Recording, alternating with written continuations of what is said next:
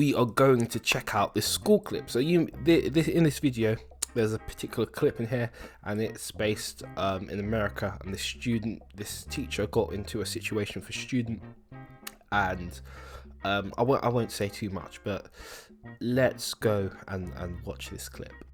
Now to a Fox 5 exclusive. A judge has sentenced a teenager in Rockdale County to a year behind bars after a brutal attack on a teacher. Video of the incident quickly went viral at the end of January, and this afternoon, that teacher is speaking only with Fox 5's Rob Durienzo. And Rob, you found out today that this teacher still has a long road to recovery. Yeah, that's right, Christine. Well, the teacher still has to rely on crutches as to get around. She's been out of work since the 15-year-old girl attacked her in late January. Tonight, for the first time, that teacher is publicly sharing her story.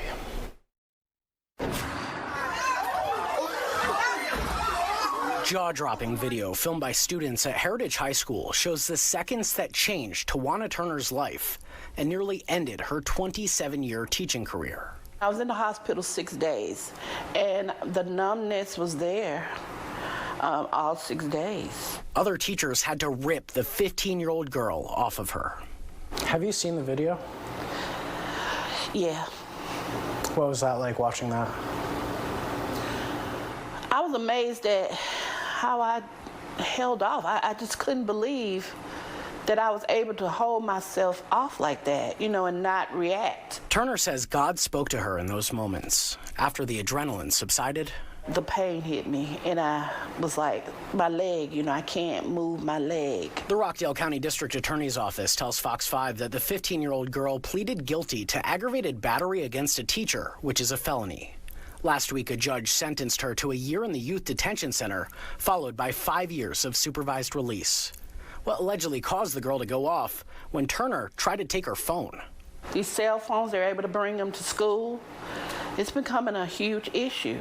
This is like their livelihood. You take it away, and some of them go berserk. Turner says she's still in physical therapy and can't even drive. She says worse than the physical pain, the emotional pain of sitting home away from her students. Can you ever see yourself stepping foot into a classroom as a teacher ever again? Yes. You know, that situation was an isolated situation. She says after the video went viral, people from around the world reached out to her to express their support. People who don't know me have reached out to me, have helped me, are praying for me, supporting. That kind of treatment, that holds you up when you fall. You got angels on your side. I'm telling you, I don't take any of it for granted. Now, Turner tells me if she could go back to teaching tomorrow, she would. And it's unfortunate that this teacher got into this situation and that she got injured and she's had to take time off work. But my heart is warm because she wants to go back. Because the children need her. So I'm glad that this situation has not, diminished her fire to teach and instill knowledge in young people in her community. So there are a number of things to talk about here. So I think, first of all, when we are sending our young people to school, let's make it clear.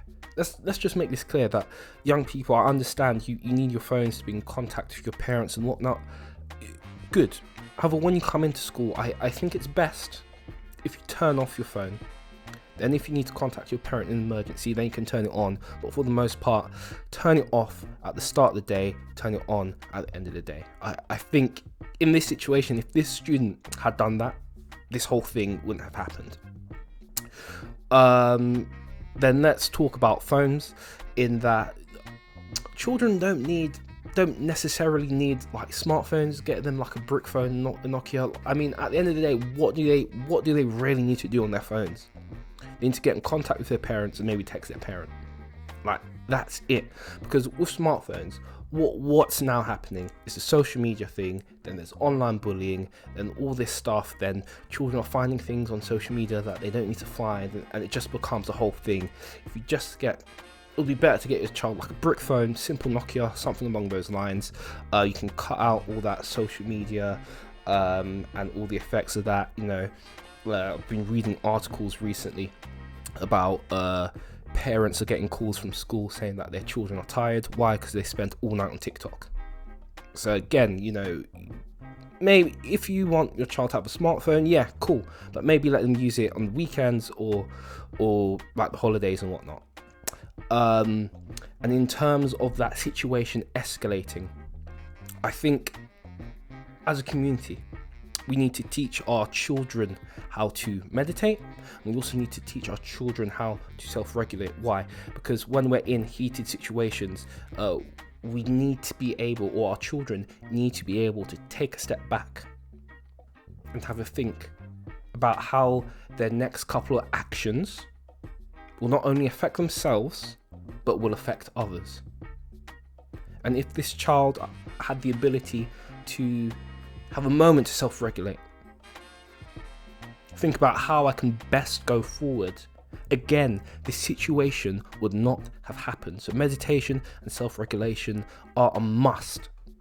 But let me know your thoughts down below. Have I got this right? Have I got it wrong? I don't know. Let me know your thoughts down in the comments. I think I have, but you know, let me know.